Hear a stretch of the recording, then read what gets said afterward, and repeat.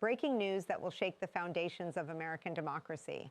The United States House of Representatives has just cast a vote that echoes through the corridors of history, approving the first article of impeachment against Donald Trump on charges of abusing the immense powers of the presidency. Democrats have secured the majority needed on this crucial article, cementing an irreversible moment in the constitutional process of holding a president accountable.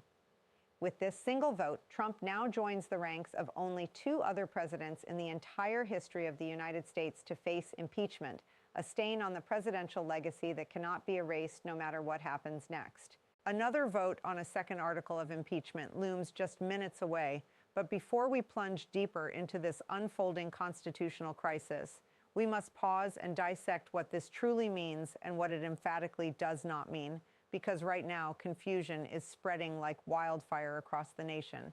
The House has not voted to forcibly remove Trump from the Oval Office. He has not received orders to resign. No dramatic emergency transfer of power has taken place in the dead of night. What has transpired is the formal approval of impeachment articles, launching the next phase of a constitutional process that was designed by the founders to check presidential power when it runs dangerously off the rails. The situation remains volatile and unpredictable, and the ultimate outcome now rests on votes yet to be cast and proceedings yet to unfold. Washington is witnessing history being written in real time, but the final chapter remains unwritten. Inside the chamber of the House of Representatives, something profound and permanent has occurred.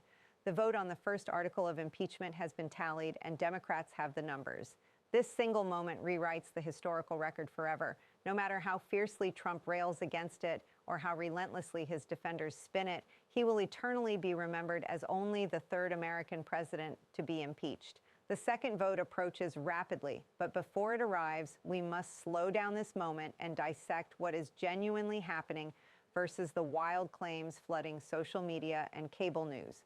Because at this precise moment, misinformation is spreading faster than verified facts, and misunderstanding what is unfolding leads to dangerous false conclusions about where power truly resides. The noise is deafening right now. Some voices claim Trump is being physically forced from the White House. Others insist Congress has issued an ultimatum demanding his immediate resignation, and he has defiantly refused.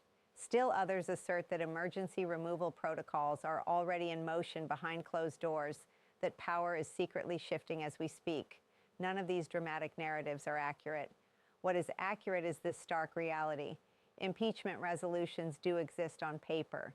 Members of Congress are publicly demanding removal, and constitutional mechanisms that could theoretically force a president from office are written into the fabric of American law. All of that is undeniably real. But Congress has not voted to remove him from power. Trump has not been ordered to step down. No emergency constitutional machinery has been activated. Understanding the chasm between what exists in theory and what is happening in brutal practice is the only way to honestly grasp this extraordinary moment in American governance. The constitutional machinery for accountability exists and has existed for centuries. But machinery does not activate itself without human hands on the levers. This president has demonstrated throughout his time in office that he operates not on abstract constitutional principles or concerns about institutional stability, but on raw calculations of personal benefit.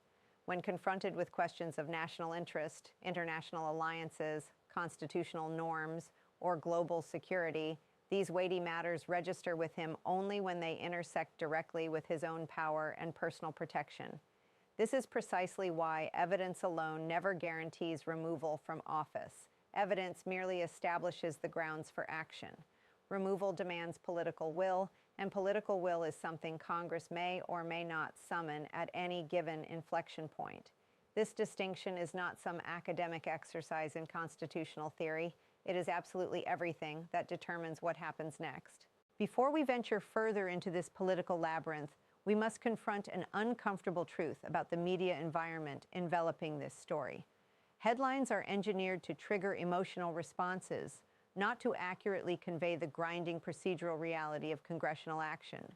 Sensational framing generates clicks and views, but it consistently distorts what is actually transpiring inside the Capitol building. That distortion leaves citizens either falsely optimistic or prematurely defeated and exhausted. This moment demands context and precision, not manufactured hype and hysteria. Clarity matters infinitely more than drama right now, because clarity reveals where genuine leverage actually exists and where it does not.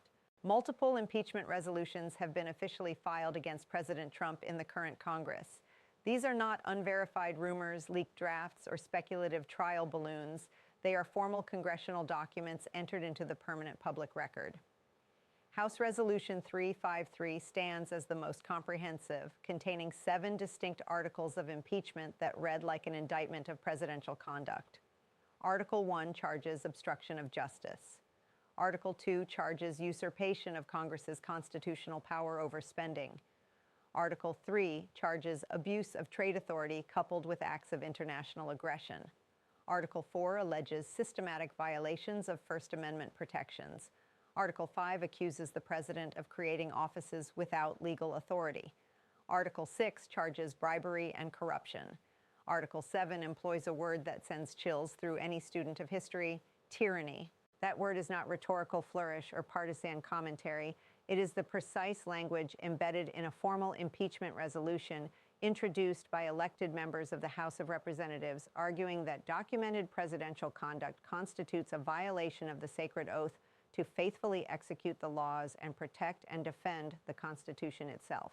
These documents exist, they are detailed and legally structured, and they sit in the Judiciary Committee at this very moment, creating an official record that cannot be erased regardless of what happens politically.